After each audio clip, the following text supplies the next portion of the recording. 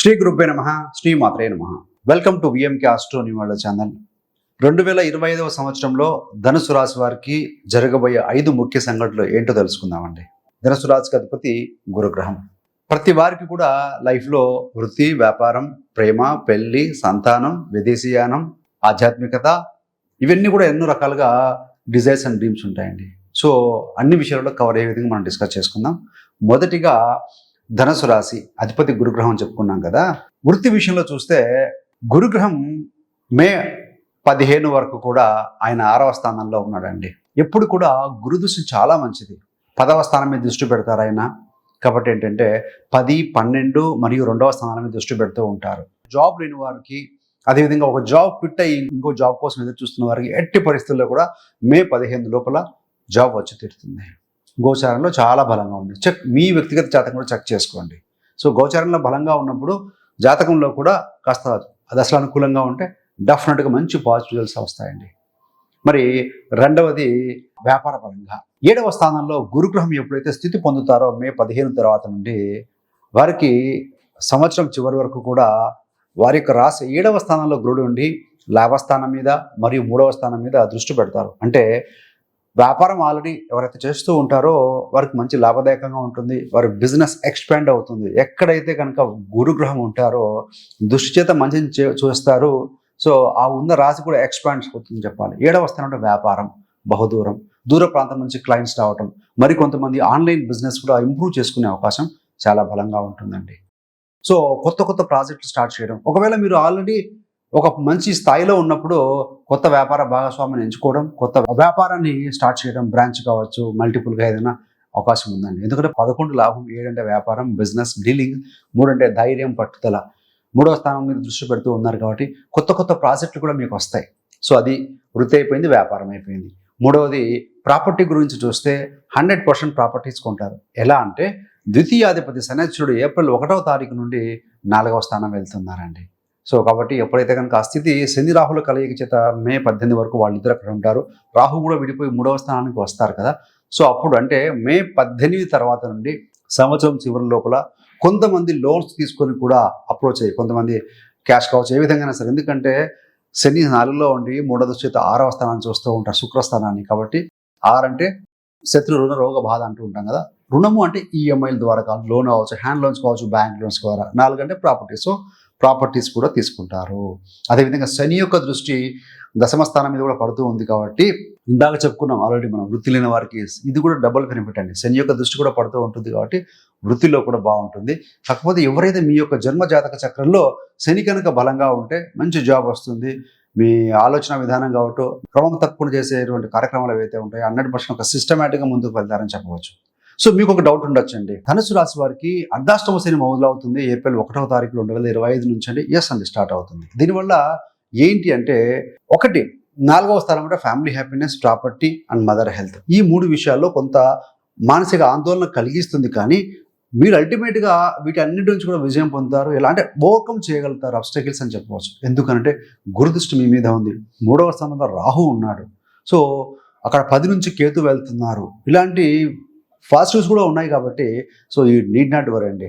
ఇది ఏనాడు సినిమా కాదు, ఆల్రెడీ మీరు అది ఆ స్టేజ్ ఓవర్కమ్ అయిపోయి ఆల్మోస్ట్ 2.5 years అయింది. కాబట్టి ధనుసు రాశి వారు అర్ధాష్టమ శని మొదలవుతుంది, ఏమవుతుందో వరి అవ్వాల్సిన అవసరం లేదు. సో వాహనాలు రిపేర్లు కావచ్చు, సర్వీసింగ్లు కావచ్చు. 4వ స్థానం అంటే ప్రాపర్టీ కూడా కదా. కొంతమంది డిస్మాంటిల్ చేసి మళ్ళీ రీకన్స్ట్రక్షన్ చేస్తూ ఉంటారు, రీమోడలింగ్ చేస్తూ ఉండొచ్చు. సో లేకుంటే మీకు ఏదైనా సెకండ్ హ్యాండ్స్ మారినటువంటి ప్రాపర్టీ కూడా మీకు లభించవచ్చు. ఇలా చూసుకోవాలి. కానీ అర్ధాష్టమ శని అంటే ఏదో అయిపోతుంది వరి అవ్వాల్సిన అవసరం లేదు. సో చెక్ యువర్ హోరోస్కోప్, మీ యొక్క వ్యక్తిగత జాతకం కూడా చూసుకోండి. 4వది ఏంటంటే హెల్త్ అండి. ఇంతకాలం కూడా అంటే మనకు మే 14, 15 వరకు కూడా మీ యొక్క రాశి మరియు లగ్నం, ధనుసు రాశి మరియు ధనుర్ లగ్నానికి అధిపతి గురుడు 6వ స్థానంలో ఉన్నారు. కాబట్టి 6వ స్థానం రోగస్థానం కూడా. కాబట్టి చిన్న హెల్త్ సమస్యలు ఏదైనా కొంచెం ఎదుర్కొని ఉంటారు. అది కూడా శుక్రుడు అంటే వృషభంలో ఉన్నారు. గొంతుకు సంబంధమైన ఇబ్బందులు కావచ్చు, పొట్టకు సంబంధమైన ఇబ్బందులు కావచ్చు, సో కొంత డయాబెటీస్ సంబంధించిన ఇబ్బందులు కావచ్చు, అంటే మధుమేహానికి సంబంధించిన థైరాయిడ్ కావచ్చు, మధుమేహం, ఇలాంటి వాటితో కొంతమంది సఫర్ అయ్యి ఉంటారండి. సో అలాంటి వాటి నుంచి విముక్తి పొందబోతున్నారు.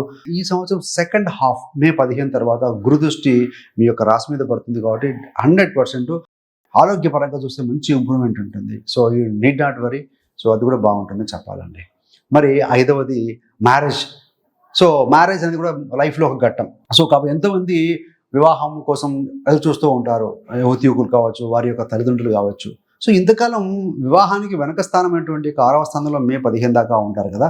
మీకు వివాహం కుదరటం, వివాహం జరగటం అనేది మే 15 తర్వాత నుండి గురువు యొక్క స్థితి అనేది మిథునంలోకి వెళ్ళిన తర్వాత 100% అవుతుందండి. ఎలా అంటే సహజంగా సహజ చక్రం అంటూ ఉంటాం, న్యాచురల్ జోడియాక్ అంటాం.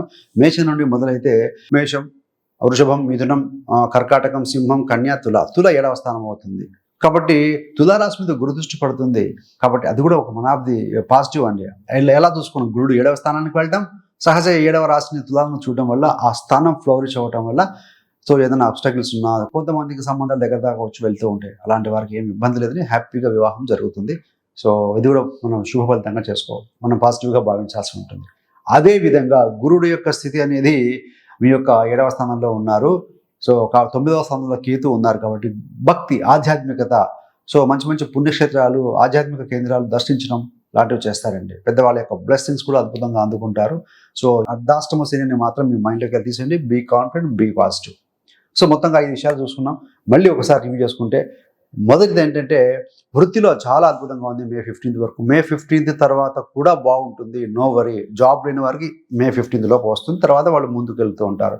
వ్యాపార విషయంలో మే 15 కంటే కూడా మే 15 తర్వాత సో వెరీ పాజిటివ్గా ఉంది. కొత్త బ్రాంచ్లు కానీ, కొత్త పార్ట్నర్షిప్ను వెతుక్కోవటం కావచ్చు, ఇవన్నీ ఉంటాయి. మీలో ఉన్నటువంటి ఆలోచన విధానాన్ని ఇంప్లిమెంట్ చేస్తారు వ్యాపారంలో. సో అది కూడా బాగానే ఉంటుంది. ఎక్స్పోర్ట్ ఇంపోర్ట్ వ్యాపారాలు, బహుదూరంలో చేసే వ్యాపారాలు కూడా అద్భుతంగా ఉంటాయండి. మరికొంతమంది ఎవరైతే విదేశాలకు వెళ్దాం అనుకుంటున్నారో వారికి కూడా ఏదైనా వారు పిఆర్ సంబంధించి, గ్రీన్ కార్డ్ సంబంధించి కూడా శుభవార్తలు వినే అవకాశం చాలా అద్భుతంగా ఉందని చెప్పవచ్చు. వాహనాలు, ప్రాపర్టీ విషయంలో లోన్స్ తీసుకోవడం కావచ్చు, లోన్స్ ద్వారా, హ్యాండ్ లోన్స్ ద్వారా లాంటివి మీరు ప్రాపర్టీ కొనుక్కునే అవకాశం ఉంది. కాకపోతే అర్ధాష్టమ శని ద్వితీయాధిపతి చతుర్థంలో ఉండి 6, 10, 12 మీరు యొక్క రాశిని చూస్తూ ఉన్నారు. కాబట్టి కొంత మీరు ఫిజికల్ ఫిట్నెస్ విషయంలో జాగ్రత్తగా ఉండండి. లెథార్జినిక్స్ కావచ్చు, అంటే పోస్ట్పోన్మెంట్, ప్రొక్రాస్టినేషన్, డిలే ఇలాంటివి కొంచెం ఆవహిస్తూ ఉంటాయి. శని యొక్క దృష్టి ఏప్రిల్ 1 తర్వాత ఉంది. గురు దృష్టి ఉంది, శని దృష్టి ఉంది. డబల్ ట్రాన్సిట్ అంటామండి. డబల్ ట్రాన్సిట్ తోటి మీ యొక్క రాశి మీద శని దృష్టి పడుతుంది, గురు దృష్టి పడుతుంది. కాబట్టి సో డెవలప్మెంట్ అనేది బాగా ఉంటుంది. కొంత శారీరక వ్యాయామంలో, సో మానసికంగా బాగుండటం కోసం స్పిరిచువాలిటీ, ఇలాంటివి ఆధ్యాత్మికత, యోగా సాధన చేస్తూ ఉంటే బాగుంటుంది. 4వది హెల్త్ వైజ్గా చూసుకున్నాం. 5వది ఏంటంటే మ్యారేజ్ విషయంలో తప్పనిసరిగా వివాహం అయ్యి తీరే అవకాశం చాలా బలంగా ఉంది. గురుడు యొక్క స్థితి 7వ స్థానానికి వెళ్ళి సహజ 7వ స్థానం తులాన్ని చూస్తూ ఉంటారు. కాబట్టి సో ఇవన్నీ కూడా నండి.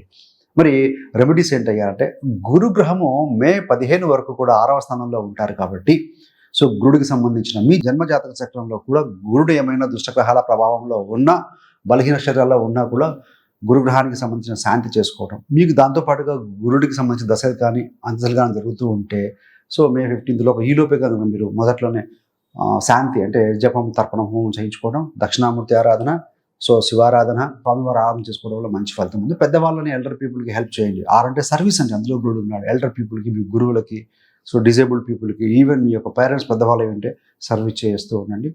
It gives a good result అండి.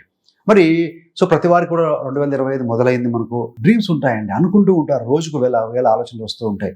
సో అలా ఉండాలి, నాకు ఇంత శాలరీ రావాలి, ఇంత ఉద్యోగం ఉండాలి, ఇలా వాహనం కొనుక్కోవాలి, ఇలా అన్నీ ఉంటాయి. కానీ ఎప్పుడైతే కనుక మనం పుట్టిట్ అనే పేపర్ మీద లేకుండా ఒక బుక్లో రాసుకొని తరచుగా చూసుకుంటూ మనం ప్లాన్ ఆఫ్ యాక్షన్ వేసుకుంటూ ఉంటే సబ్ కాన్షియస్ మైండ్ స్ట్రాంగ్ అవటం వల్ల మీరు అచీవ్ అయ్యే అవకాశం ఉంటుంది. గోల్స్ పెట్టుకొని వారికి యాక్షన్ యాడ్ చేయకుండా ఉంటే కనుక డ్రీమ్స్ ఆర్ లైక్ పగటి కలలాగానే ఉంటాయి. అందుకే నేను తరచుగా చెప్తుంటాను, నేను నేర్చుకుంది కూడా అదే. HRMC 5 elements. So H for health, R for relationship, M for money, S for spirituality, C for career. So ఎప్పుడు కూడా కెరీర్ కంటే ముందు హెల్త్ వచ్చిందండి. Health is very very important. Physical fitness చాలా ముఖ్యమైనది. మొదటిగా హెల్త్ విషయంలో గోల్స్ పెట్టుకోండి. ఫిజికల్ ఫిట్నెస్, మీరు తీసుకునే ఫుడ్, వెయిట్ తగ్గాలనుకోవటం, ఏదైనా ఒక సిస్టమేటిక్గా కనుక మీరు సటన్ గోల్స్ పెట్టుకుని కమిట్మెంట్గా చేస్తూ ఉంటే డెఫినెట్గా హెల్త్ బాగుంటుంది. సో అదేవిధంగా గ్రాటిట్యూడ్ చెప్పుకోవటం.